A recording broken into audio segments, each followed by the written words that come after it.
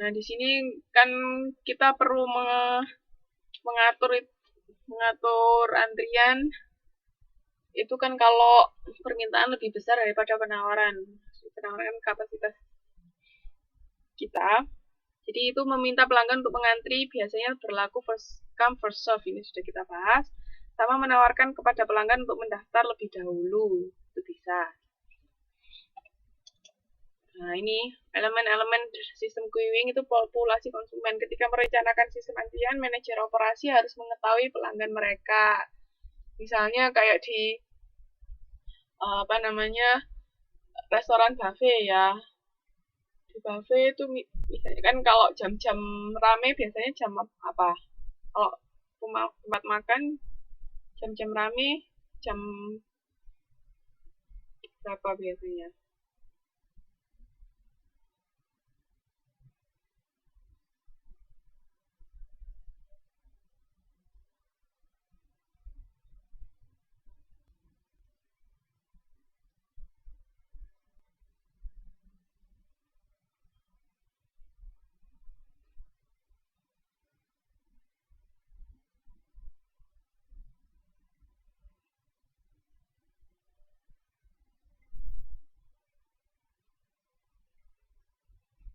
Ya jam-jam istirahat siang kan atau makan malam. Nah, itu berarti kan harus tahu ketika jam-jam seperti itu apa yang harus dilakukan oleh perusahaan. Misalnya dibikin tempat untuk ngantri, dibikin pembatas, jadi ngantrinya bisa bisa lebih rapi atau enggak. Tapi kalau jam-jam sepi ya enggak usah ada pembatas, enggak apa-apa. Misalnya kayak gitu itu. Jadi harus tahu konsumen itu pelanggan itu datangnya pada saat apa gitu.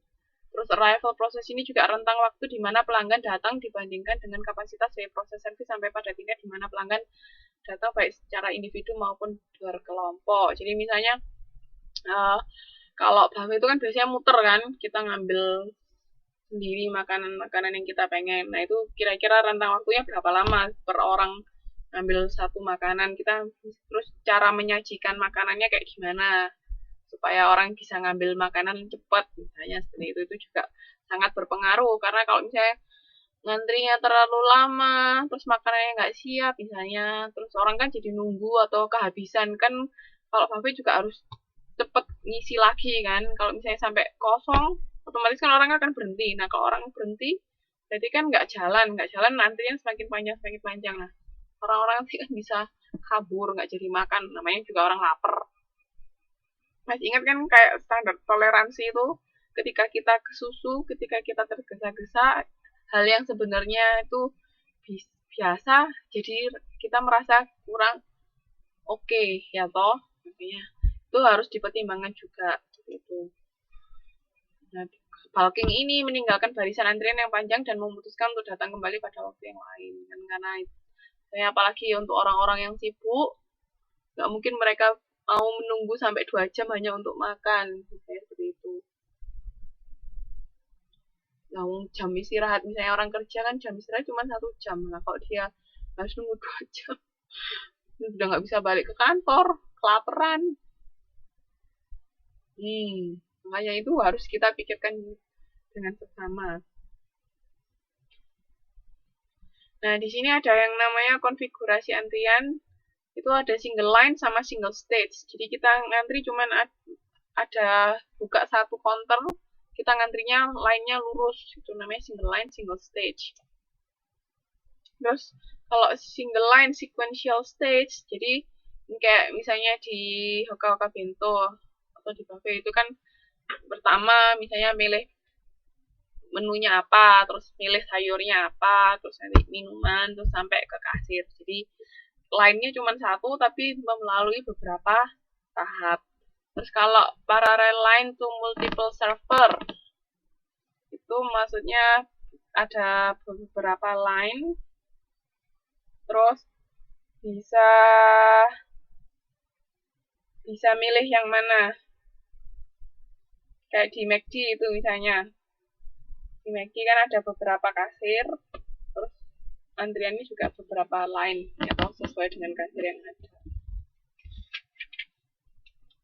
Terus habis itu kalau designated line itu di sini lini-lini yang berbeda dapat didesain untuk kategori-kategori pelanggan yang berbeda. Misalnya kayak di Carrefour itu untuk pelanggan yang bayar pakai kartu kredit itu di kasir 1 sampai 3. Terus sisanya pelanggan biasa 4 sampai 10. Terus habis itu pelanggan yang nggak bawa troli misalnya di 11 gitu. Itu yang designated line. Terus kalau single line to multiple server itu biasanya kayak ular. Jadi ngantrinya satu line, tapi nanti tergantung yang mana yang kosong, terus kita masuk ke kasir situ. Kayak di main station kalau mau beli tiket itu loh, di hallnya itu kan gitu toh, ngantrinya kan satu, ya kan, satu line, terus nanti kan ada beberapa counter kan, nanti yang kosong yang mana kita masuk ke situ. Itu single line to multiple server. Terus yang lain, yang terakhir itu take a number. Ini kayaknya banyak yang digunakan sekarang. Jadi antrian berdasarkan nomor. Nanti kalau sudah nomornya panggil, berarti dia waktunya dilayani. Mbak sama Mas suka yang mana? Kalau ngantri suka yang mana?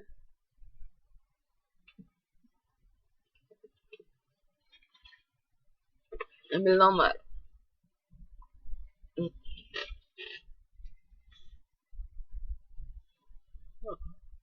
Soalnya kalau ambil nomor kan bisa tahu kira-kira berapa lama. Nggak harus berdiri terus juga kan. Soalnya kan kalau kita ngantrinya ada lainnya kan harus berdiri. Kapanan itu tuh saya ngeliat gambar itu nggak tahu bener apa, cuman meme orang. Jadi orang ngantri ya kayak gitu, multiple line sama multiple server, tapi yang ngantri sandalnya orangnya duduk. Itu saya lihat di mana ya? Saya lupa. Jadi sandalnya itu ditumpuk itu, hanya disusun. Siapa? Kalau sandalnya sudah di situ, terus di situ baru dia. Tapi orangnya yang ngantri duduk. Banyol kok itu, nggak tahu, saya lupa saya lihat di mana ya itu.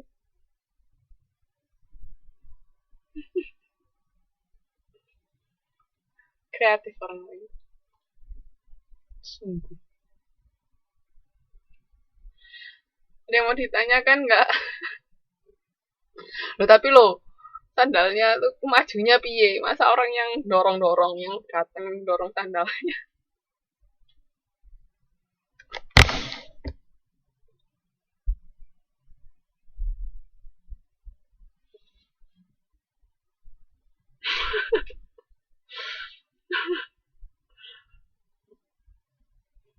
Apa-apa mbak, kan sudah sepuh, orang-orang paham lah.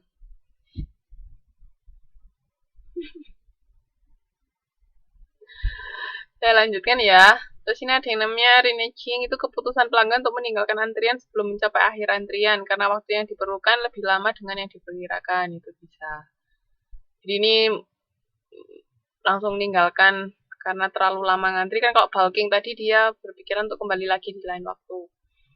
Terus kalau customer section policy itu barisan antrian dilayani berdasarkan prinsip siapa yang datang pertama akan mendapatkan pelayanan pertama, itu sudah pasti. Di mana-mana pasti first come first serve. Jadi yang datang duluan dia yang akan dilayani duluan. Terus ada yang namanya service process, itu proses jasa yang tidak didesain dengan baik akan membuat antrian yang lebih panjang dan lebih melelahkan dari yang seharusnya. Jadi proses makanya kan dulu waktu awal-awal kita bahas kan kita bisa meng-cut misalnya prosesnya tuh diperpendek atau kayak gimana. Nah, jadi intinya kalau kita punya perusahaan jasa itu harus dibikin yang sedemikian rupa, pokoknya intinya pelayanan yang bisa paling cepat dan bisa paling berkualitas untuk pelanggan. Jadi kayak misalnya di rumah sakit, kalau harus ya ada orang mau berobat harus ke dokter umum dulu baru ke dokter spesialis. Nah itu kan kelamaan, misalnya orangnya sudah tahu dia tuh punya penyakit jantung kan nggak perlu ke dokter umum,